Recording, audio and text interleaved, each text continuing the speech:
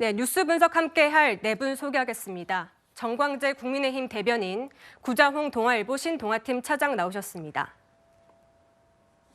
네, 강성필 민주당 국민소통위 부위원장, 장현주 민주당 법률위원회 부위원장 함께합니다. 어서 오세요. 네, 4월 10일 총선이 열흘 앞으로 다가왔습니다. 저희가 오늘 판세를 짚어볼 텐데요. 먼저 정당 지지도부터 살펴보도록 하겠습니다. 지금 이 국민의힘이 37%, 44%에서 올랐고요. 이 더불어민주당은 29%, 33%에서 29%로 소폭 떨어졌습니다. 그리고 이 조국혁신당은 8%에서 12%로 올랐습니다. 지금 보면 겉으로 보기에는 국민의힘이 조금 더 앞서는 것으로 보일 수 있지만 지금 조국혁신당이 사실상 이 민주당 표심이 몰렸다고 볼 수 있기 때문에 이 민주당과 조국혁신당의 지지율 합치면 41%거든요, 구정 차장님. 네. 그래서 지금 민주당이 앞서고 있다 이런 분석이 나오는데 그렇게 봐도 되는 겁니까? 그렇습니다. 지금 이번 총선의 경우에는 이 조국혁신당이라는 제3당 변수가 상당히 중요하게 이 당락에 좌우할 것으로 보입니다. 네. 왜 그러냐면 과거의 경우에는 지역구 출마와 비례정당 출마가 함께 이루어졌기 때문에 정당 지지율이 각 정당의 득표율로 그대로 환산이 됐습니다. 그런데 이번 총선은 21대 총선과 마찬가지로 이 준연동형으로 치러지기 때문에 지역구에서 득표를 얼마나 했느냐에 따라서 의석을 가져가는 것뿐만 아니라 정당 투표를 따로 계산하게 돼 있습니다. 네. 그러니까 조국혁신당의 경우에는 지역구에 한 명의 후보도 내지 않았기 때문에 조국혁신당이 지금 갤럽 조사에서는 12%인데 이 12%가 만약 지역구 투표에서 야당 성향, 민주당 후보에게 투표를 하고 정당 투표에서 조국혁신당을 투표를 한다면 지역구에 나간 민주당 후보에게 이 플러스 알파 득표 가능성이 있기 때문에 지금 정당 지지율로 보면 뭐 국민의힘이 1위를 달리고 있고 민주당이 2위, 조국혁신당이 3위로 보입니다만 실제로 지역구 투표와 이 비례정당 투표가 다를 가능성 때문에 지금 야권의 어떤 결집도가 상당히 높은 상황이다. 뭐 이렇게 볼 수 있을 것 같습니다. 네, 저희 앞선 여론조사 결과를 한 번 더 다시 보도록 하겠습니다. 지금 조국혁신당이 조금 올랐는데 한 주 만에 또 다시 보시면요. 4%포인트 올랐습니다. 그리고 저희가 같은 시기 조사된 이 투표 의향이 있는 비례대표 정당 결과도 한번 보도록 하겠습니다. 지금 네, 화면 보여주시죠. 지금 저희 곧 나올 텐데요. 지금 조국혁신당이 22%, 그리고 이 더불어민주연합도 22%였습니다. 그래서 지금 양 당이 동률을 보이고 있거든요. 강성필 위원장님, 지금 조국혁신당이 이렇게 약진하는 이유는 뭐라고 보십니까? 그러니까 국민들이요, 이 윤석열 정부 2년 동안을 보면서 결국 두 가지 분야로 평가를 한 겁니다. 하나는 결과, 잘했냐 못했냐, 그냥 못한 거예요. 그러면 태도, 오만했냐 겸손했냐, 오만했다는 거예요. 아, 그러면 심판을 해야겠구나. 그러면 심판을 할 때 회초리를 들 것이냐 아니면 몽둥이를 들 것이냐, 이걸 고민하고 계시는데 회초리를 들든 몽둥이를 들든 그러면 민주당을 통해서 심판할 것이냐. 근데 중도 보수층에서는 민주당한테 그런다고 해서 힘을 실어주면 앞으로 22대 국회가 혼란스러울 것 같다. 네. 그런다고 해서 심판을 정부에 대해서 안 할 수는 없다. 그럼 누가 있을까? 아, 조국혁신당이 있구나. 어차피 조국혁신당의 조국이라는 사람은 총선이 끝나고 나서는 정치권에서 사라질 가능성이 매우 높기 때문에 아, 민주당보다는 오히려 조국혁신당을 통해서 심판을 해야겠구나. 그러한 차원에서 어떤 심리가 작동을 해서 저는 조국혁신당의 어떤 돌풍이 조금 이어지고 있지 않나 그렇게 평가하고 있습니다. 네, 정광재 대변인님. 네. 지금 중도 보수층이 이 윤석열 정부를 심판하기 위해서 이재명 대표가 있는 민주당이 아닌 이 조국혁신당을 선택할 수 있다. 이 분석에 대해서 어떻게 보십니까?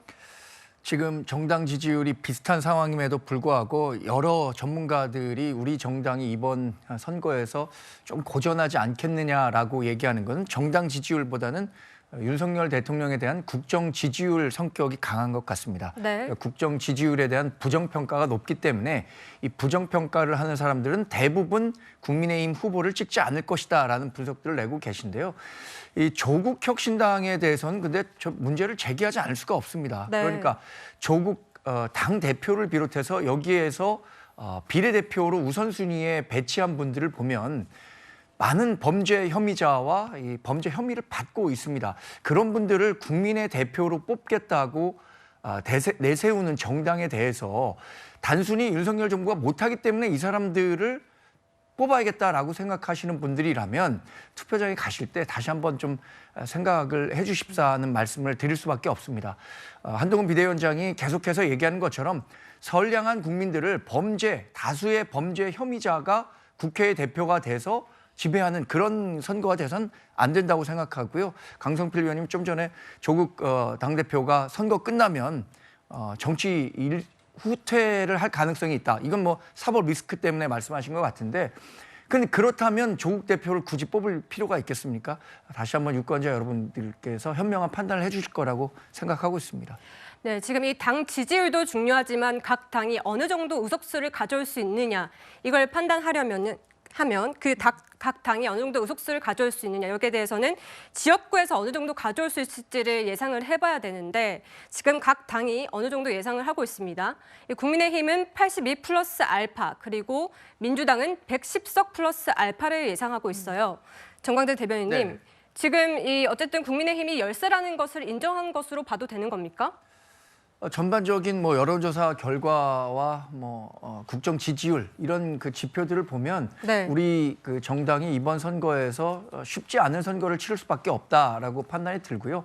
특히 122석이 걸린 수도권에서 우리가 2020년에 16석을 얻었습니다. 근데 이번에는 조금 더 많은 의석수를 거둬야 일당이 되고 과반 정당이 될 수 있는데 지금 나오는 여론조사만 놓고 본다면 그런 결과가 나오지 않고 있기 때문에 저희가 더 절박한 심정으로 뛰어야겠다라는 생각들을 다 하고 있습니다. 이번 주말 또 다음 주말 이제 2주밖에는 2주도 채 남지 않은 선거 기간인데 당에서 이런 얘기를 하더라고요. 하루에 5만 보씩 걸어서 후보들이 더 많은 그 유권자들을 만나는 것밖에는 지금 별다른 최선의 방법이 없을 것이다. 더 열심히 뛰는 수밖에 없을 것 같다고 생각하고요. 저희가 현재 판세로는 상당히 어렵다는 점도 인정하지 않을 수가 없습니다. 네, 실제로 한동훈 위원장도 1시간 더 일찍 나와서 선거 유세 운동을 해야 된다, 이렇게 강조하기도 했었는데요. 네. 장현주 변호사님, 지금 민주당은 119 플러스 알파를 예상하고 있는데 이런 의석수 어떻게 나오게 된 겁니까? 글쎄요, 판세 분석이라는 것이 또 전문가들마다 또 다르게 지금 나오고 있고 또 여론조사마다 또 다른 이야기들이 나오고 있기 때문에요. 이번 판세를 보고 총선 결과를 바로 예측하는 것도 저는 너무 앞서가는 이야기라고 생각합니다. 그만큼 민주당 입장에서는 지금 여러 전문가들이 판세 분석을 내주고 있지만 그런 것과 상관없이 정말 어려운 선거라고 생각하고 있습니다. 당 내부에서는 이럴 때일수록 더 낮은 자세로 절박하게 국민들께 다가가야 된다라고 생각하고 있고요. 특히나 지금 민주당이 내세우는 것은 정권 심판론입니다. 지금 대통령이 취임한 지 2년 가까이가 됐는데 윤석열 정권 하에서 과연 이 많은 실정들이 있어 왔고 그것에 대해서 국민들께서도 이제 민주당의 목소리에 귀를 기울여 주시고 계시다라고 생각하고 있거든요. 그런 부분에 대해서 민심에 더 다가가고 그리고 민주당의 입장을 국민들께 더 전달할 수 있도록 마지막 투표함을 여는 순간까지 끝까지 낮은 자세로 노력해야 된다라는 입장이 많기 때문에요. 네. 사실 지금 판세 분석 이런 것보다는 마지막 총선 당일까지 누가 더 절박하게 국민들께 다가가느냐, 이것에 선거 결과가 달려있다라고 생각합니다. 네, 지금 장현주 변호사님 굉장히 겸손하게 말씀해 주셨지만 또 민주당에서는 200석 플러스 알파라는 얘기까지 나오거든요. 네. 그러니까 장현주 변호사처럼 민주당이 겸손하게 나가면은 그 총선 결과가 좋아질 가능성이 있는데요. 네. 200석 플러스 알파, 아직 국민들은 투표하지 않았습니다. 투표하려면 아직 열흘 정도 시간이 남았고요. 지금까지 나타난 분위기가 야권에게 좀 유리하다라는 것은 분명합니다. 왜 그러냐면 이번 총선이 윤석열 정권 심판을 원하는 반윤 진영이 상당히 많았습니다. 그런데 그 야권의 경우에는 비명, 그러니까 총선 공천을 하는 과정을 보면서 민주당이 너무 이재명 대표 중심의 사당화가 된 거 아니냐. 그래서 반윤 진영 중에서도 비명 세력이 어느 정도 있는 겁니다. 그러다 보니까 이 윤석열 심판이냐 아니면 이 거대 야당 심판이냐 이런 심판론이 지금 충돌하고 있는 와중에 조국 혁신당이라는 새로운 변수가 생기면서 반윤 진영의 일부를 흡수할 수 있는 새로운 세력화가 이제 나타나다 보니까 이것이 전체적으로 봤을 때는 1여 2야 구도지만 두 개의 야당이 반윤으로 뭉치게 된다라면 여권이 좀 어려운 선거를 치를 수밖에 없는 게 아닌가. 이것이 지금 이 정치와 선거 전문가들의 분석인 것이고요. 앞으로 이런 기류가 투표일까지 지속될지 아니면 조금 다른 변수가 생겨서 기류가 바뀔지는 지켜볼 필요가 있습니다. 어디까지나 지금까지 나타난 것은 여론조사입니다. 여론조사라는 것은 국민 전체 의견이라기보다는 여론조사 응답자의 뜻이라는 것이기 때문에 네. 이 투표 결과에 따라서는 얼마든지 여론조사와 다른 결과가 나올 수 있다. 뭐 이렇게 말씀드리겠습니다. 네. 지금 민주당은 이 대통령 거부권까지 무력화시킬 수 있는 200석이 목표인 겁니까? 아닙니다. 저는 최근에 어떤 걸 느끼고 있냐면 민주당 구성원들은 지금 200석이라는 얘기를 하지 않는데 오히려 자꾸 그 보수 진영에서 민주당이 200석을 달라고 하고 있다, 오만해졌다라는 프레임을 펼치는 것 같아요. 저희 민주당은요, 앞서서 말씀드렸지만 국민께서 회초리를 들면 일당을 만들어 주실 것이고 국민께서 몽둥이를 들면은 과반 정도를 주실 것이지 200석은 불가능하다. 저는 이렇게 판단하고 있습니다. 알겠습니다.